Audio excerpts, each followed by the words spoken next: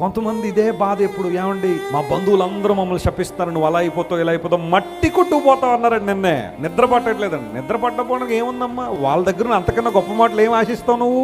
వాళ్ళు అంటారంతే, వారి ఉద్దేశం అదే. వారు మట్టి కొట్టుకుపోతా ఉన్నారండి, కష్టాలు పాలైపోతానన్నారండి, ఇబ్బందులు పాలైపోతానన్నారండి, మా ఫ్యామిలీ అంతా రోడ్డు మీద పడిపోద్ది అన్నారండి. అనని వాళ్ళు అంటూ ఉండాలా, యేసయ్య నేను దీవిస్తూ ఉండాలా. హల్లెలూయా. ఎందుకోసం దేవుని గొప్పతనం ఏంటో తెలుసా? ప్రతి శాపాన్ని ఎలా మారుస్తాడట ఆయన? దీవెనగా మారుస్తాడు. That's what I believe every time. నేను ఎప్పుడు అదే నమ్ముతాను. నా దేవుడు మనుషులకు ప్రతి వ్యర్థమైన మాటను నా జీవితంలోకి ఎలా టర్న్ చేస్తాడు? ఆయన దీవెనగా మారుస్తాడు. వారు శపించుచున్నారు కానీ నువ్వు నన్ను ఏం చేస్తున్నావు ప్రభువా?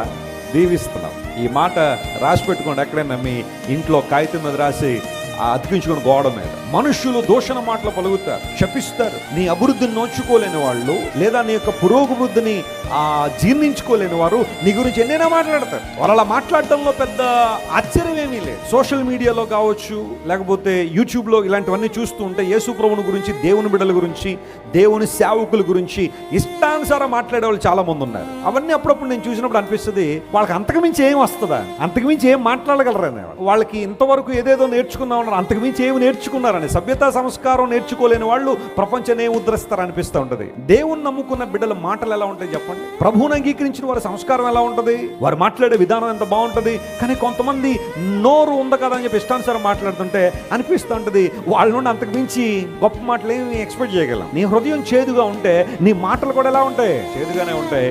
నీ హృదయం పవిత్రంగా ఉంటే నువ్వు మాట్లాడే మాటలు కూడా. సో చేదాన్ని నీళ్ళు ఒక వ్యక్తి దగ్గర వస్తున్నాయంటే అందులో మనం కంగారు పడటం లేదు. హృదయం అంతా కూడా వాళ్ళది అలాగే ఉంది. వాళ్ళు నమ్మిన విధానాలు, వారు నమ్మిన మతాలు వారిలో ఇంతైనా మార్పు తీసుకురాలేదనే విషయం అక్కడే తెలిసిపోతుంది కదా. కానీ దేవుని బిడ్డల మాటల్లో కంట్రోల్ ఉంటుంది. హల్లెలూయా. వారు మాట్లాడే మాటలు సభ్యత ఉంటుంది, సంస్కారం ఉంటుంది. దేవుడు నేర్పించిన పద్ధతి అది. ప్రభువుని కలిగి ఉన్న వారి జీవితంలో ఉన్న ఆశీర్వాదం అలాంటిది.